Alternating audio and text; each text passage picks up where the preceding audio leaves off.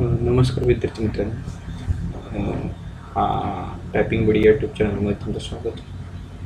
अवघड शब्द या सिरीजमध्ये हा आपला तिसरा व्हिडिओ आहे आणि हा तिसरा व्हिडिओ हा आजचा खास व्हिडिओ आहे.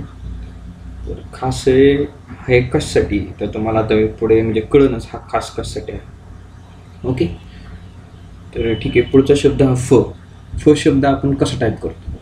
तर फ शब्द टाईप करा आपल्याला शिफ्ट आणि क्यू हे दोन कीने आपण फ हा शब्द टाईप करतो. ओके, तुम्हाला वाटलं तर टाईप करून दाखवतो पुढे जाऊन. ओके, शिफ्ट दाबला आणि क्यू दाबला तर फ असा. ओके, त्याला अजून एक पद्धत आहे. ती पद्धत अशी की पहिल्यांदी आय दाबायचा आणि नंतर शिफ्ट क्यू हे दोन दाबायचे बटन. ओके, आता मग ह्यात आणि ह्यात फरक काय तर तो फरक असा आहे की तुम्ही आय दाबल्यानंतर पहिल्यांदा प येतो. ओके, आणि त्या पचा फ करायचा. तर हे कशासाठी करायचा, ह्याचा कुठं उपयोग करायचा आणि ह्याचा कुठं उपयोग करायचा म्हणजे हे करायचा ह्यासाठी हा व्हिडिओ. आणि तुम्हाला हे म्हणजे काही जणांना माहीत बी असेल की बाबा असे शब्द कसे टाईप करायचे तरी समजून घ्या. ठीक आहे. ओके, तर काही शब्द असे आहेत की उर्फ शब्द घेतला. ओके, आता मी ऊ घेतल्यानंतर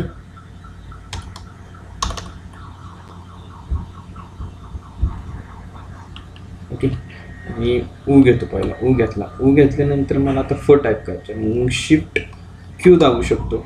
नाही, शिफ्ट क्यू दाबल्यानंतर ऊच हा दुसरा ऊ होतो, दीर्घ ऊ होतो. मग त्याला पर्याय काय तर आपल्याला त्यावेळेस हा आय प्लस क्यू ह्या प्रोसेसने जावं लागतं. आय प्लस क्यू हा प्रोसेस कशी आहे तर आय दाबला प आला, मग शिफ्ट क्यू दाबून त्याला फ करतो आणि मग त्याला रफार देतो. ओके, हा उर्फ शब्द तयार होतो. त्यासाठी खालची पद्धत वापरली जाते. तर ठीक आहे, चला तुम्हाला पूर्ण अजून डिटेलमध्ये सांगतो. ह्यासाठी खालची पद्धत वापरली जाते. ओके,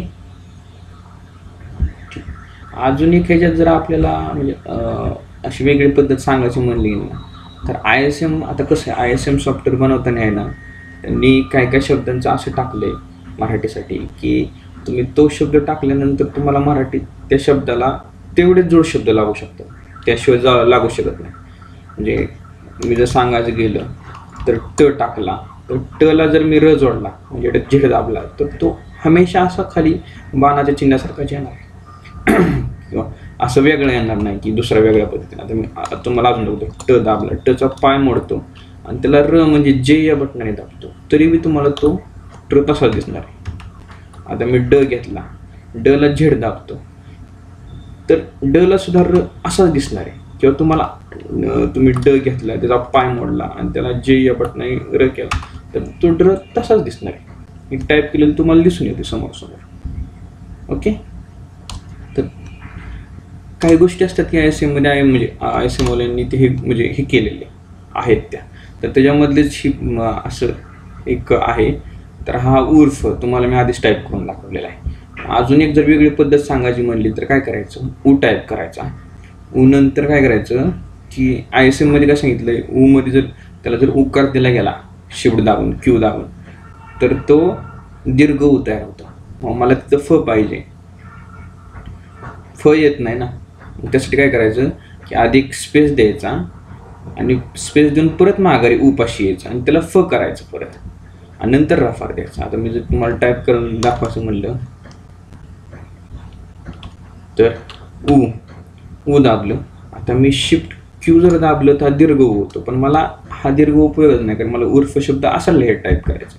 तर मला काय करावं लागलं तर मी काय करतो, ऊ दाबतो, एक घर पुढं जातो, परत एक घर मागे येतो स्पेस दाबल्यानंतरचा आणि तिथं मी शिफ्ट क्यू दाबून फ घेतो. आता इथं बघा हा दीर्घ झाला नाही. ह्या ऊला जर मी समजा शिफ्ट क्यू दाबल्यावर सेकंड म्हणजे दीर्घ ऊ होतो. तर आता मी ज्यावेळेस हा त्याचा संबंध मोडून पुढे गेलो म्हणजे ऊचा पुढच्या शब्दाशी असणारा संबंध मोडला तर शिफ्ट क्यू दाबल्यानंतर हा एफ येतोय आणि ह्याच्यावर मग आपल्याला रफार द्यायचा. ओके, ह्या हा ISM मध्ये थोडंसं वेगळ्या पद्धतीने टाईप केला जाणारा शब्द आहे उर्फ. तर हे ते दोन पद्धती शिफ्ट क्यू आणि I+P+Q. आता हा शब्द जर मी त्या पद्धतीने टाईप करायचं म्हणलं का नाही I+P, तर तो कसा पडता उ दाबला. ओके. तर आता मागच्या वेळेस कसं मी आता सांगितलं होतं की एक स्पेस देऊन पुढं जायचं आणि परत माघारी यायचं. ओके. ही तर तशी करायची गरज पडत नाही. उर्फ टाईप करताना मी प दाबतो आणि पचं फ करतो शिफ्ट क्यूने. आला. ओके. आणि त्याला रफार देतो. झालं. हे असतं. हे 2-3 पद्धतीने असं टाईप करता येतं वेगवेगळी पद्धत. पण तुम्ही उर्फ शब्द आला तर मी म्हणेन असं टाईप करा, किंवा मग तुम्हाला जर पुढे जाऊन शब्द एक मागे घेत असेल तरी जमेल. काय विषय असा अवघड नाही. शब्द तर बरोबरच टाईप होणार आहे. ओके. आता हे असे म्हणजे ह्या फमुळं असे फचे जे वेगवेगळे शब्द तयार होतात का नाही त्यांच्यामध्ये हे 3-4 शब्द आहेत असे टाईप करायला प्रॉब्लेम येतो. आता ठीक. आता मी हा रफार शब्द आहे. हा र घेतो. र नंतर फ टाकायचा आहे. फ कुठे आहे शिफ्ट आणि क्यू वरती. मग शिफ्ट आणि क्यू दाबल्यानंतर रचा हा दीर्घ रो होतो. ओके. आपलं पहिला रो झाला. आता हा मला हा रो नको आहे. मला फक्त र पाहिजे आणि त्या पुढं एफ पाहिजे. पण मी करू शकत नाही शिफ्ट क्यू दाबल्यानंतर. तर काय करायचं, तर पहिल्यांदा प घ्यायचा, त्याला शिफ्ट क्यू दाबून फ करायचा, मग त्याला काना द्या आणि परत त्याला रफाळ द्या. सेम फरफट शब्द. मी पहिल्यांदा फ घेतला, र दिला. आता परत फ घेताना मी शिफ्ट क्यू दाबतो तर पण रू तयार होतो. काय करावं लागेल, प द्यायचा, त्याला फ करायचा आणि परत ट द्यायचा. सेम इथं फार पाठ आहे. सेम शब्द आहेत असे. ओके. तर एक छोटासा पॅराग्राफ तयार केला आहे. ह्या पॅराग्राफसाठी मी तुम्हाला म्हणून ह्या पॅराग्राफचं तुम्ही स्क्रीनशॉट काढा आणि ISM मध्ये MS Wordमध्ये टाईप करण्याचा प्रयत्न करा. तर तुम्हाला कळेल की ह्या शब्दांमध्ये म्हणजे वरपर्यंत सांगितलेल्या शब्दांपर्यंतमध्ये असं टाईप करताना काय त्रास येतो आपल्याला, ह्यासाठी काय करावं लागेल, काय मेथड आहे वगैरे वगैरे. तर तुम्हाला आता प्रॉब्लेम कुठे येईल. हा माकड हा शब्द आहे. माकड हा शब्दानंतर ज्यावेळेस मी फुल स्टॉप देतो त्यावेळेस हा फुल स्टॉप बरोबर डच्या वरती जातो. ओके. मग हा अनुनासिक तयार होतो. म्हणजे फुल स्टॉप तयारच होत नाही. मग प्रॉब्लेम असा येतो की ज्या शब्दाच्या शेवटी ड आहे आणि मग फुल स्टॉप आलाय तर तिथं फुल स्टॉप दिल्यानंतर हा अनुनासिक तयार होतो. ओके. तसंच मग इथं गडबड शब्द तसाच टाईप केलेला आहे. ओके. इथं फरफट शब्द टाईप केलेला आहे तुम्हाला मी. नंतर उफ शब्द टाईप करताना, उर्फ शब्द टाईप करताना ह्या पॅसेज एक टाईप करून बघा तुम्ही, म्हणजे तुम्हाला अंदाजे. ओके. मी तुम्हाला थोडं टाईप करून दाखवतो वाटलं तर. मी पाहिले एक माकड. ओके. मी पाहिले एक माकड. आता मला वाक्य एंड झाले. आता मला इथं फुल स्टॉप द्यायचा. मी फुल स्टॉप देतो. ओके. स्लॅशने. तर बघा ड हा अनुनासिक तयार झाला.